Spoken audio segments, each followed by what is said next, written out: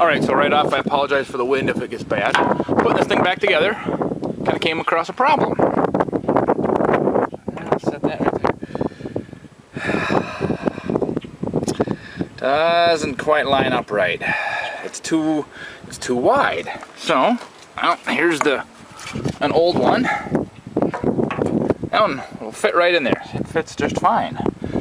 And I thought, oh, maybe I got the wrong, or maybe the control arm spread. You know, taking everything apart. No, that lines up fine. I went and looked at the bushings. I got the right bushings. I got what I ordered.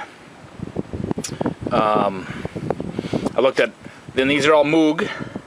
I looked at other non-Moog stuff. The picture looks exactly the same with those bushings.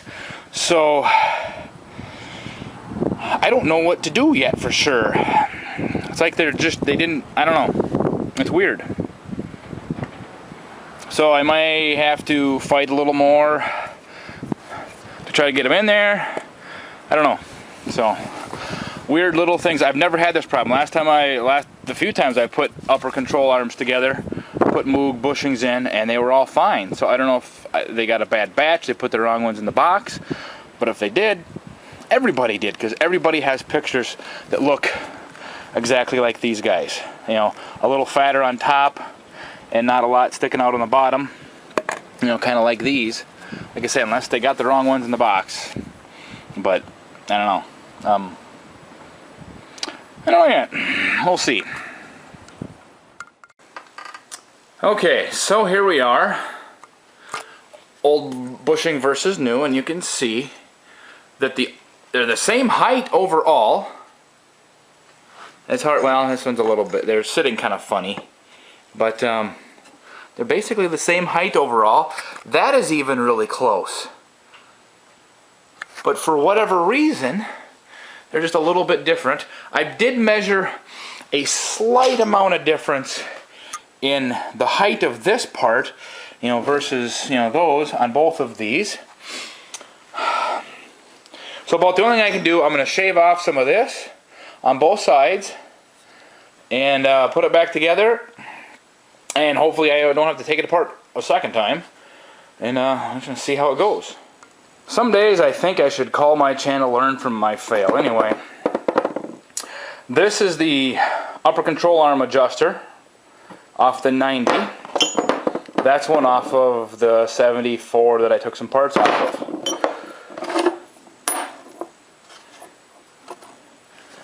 Here we go. Now you can see it. They're quite a bit difference in size.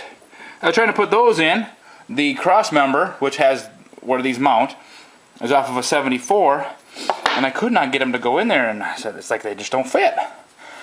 And I happen to have one of the older ones that I cleaned up, because one of these was bad. It was all, I forget what it was. I think the threads are screwed up. So I just grabbed it out of the pile, and it happened to be an older one. And that one fit. Just like, oh well, now I know. Well, it's raining a little bit out here. Hopefully that doesn't bother too much. Got my control arms in. What I ended up doing, right in there, the piece of the A-arm that sticks out just a little bit, I shaved that down on both sides. I tried to squeeze them together. That didn't really work. That was the only thing I could do. I've never had anything like that before. I've replaced all kinds of these, you know, or put new bushings in and stuff. Swapped them from one vehicle to the next. Never been a problem. Whatever. I got it in there. I think everything was within tolerance, but everything in this particular case, all the tolerances were the same bad direction, I guess, and that's where the problem came from. So anyway, got it together. It's obviously on the ground now. It's sitting really high right now because there's no weight on it, hardly. I don't have my steering gear in, obviously. I got to get that cleaned up. It's just covered in grease, so I wanted to make sure it's clean before it goes on. Sway bar is in, all that stuff. Looks really nice. And I've got my new wheels and tires. Tires are a little more aggressive than I was originally intending, but it'll work. It's mostly back together.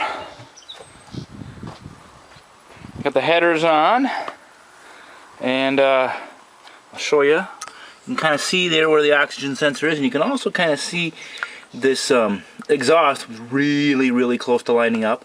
So that side I think I'm going to be able to do just by, you know, putting the collector collar, or whatever the heck they call it, weld that to the old pipe, and it'll be fine. The other side I think I'll have to bend that whole side, because it's a few inches off. That's more than what you want to try to fudge. So, but like I said, I got the headers on, plug wires. I put these spark plug heat protector things on.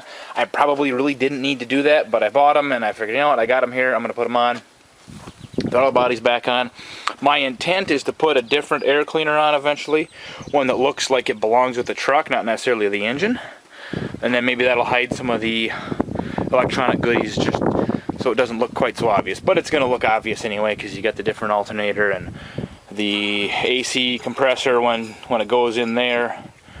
It's obviously going to be the newer style, but whatever. You know, and maybe I'll do that, maybe I won't. It depends if I find one. And so, something I found out kind of the hard way. It took me a while to figure it out. Let me slide the camera in there, so you can see how close that starter is. That's the old school, you know, big fat bodied starter. That is the only one that fits. The late model, or later model, I guess. Let me show it to you. Here we go.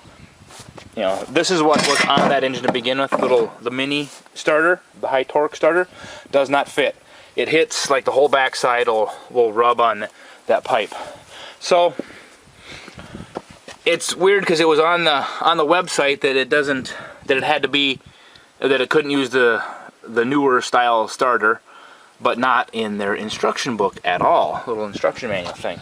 So that was a little frustrating. It took me 45 minutes to get that header in there with the other starter in. Kind of finally tightened it up a little bit, and it was touching, and I could have swore I saw it somewhere. I'd dig around, and I finally found it, and yeah, sure enough, there it is.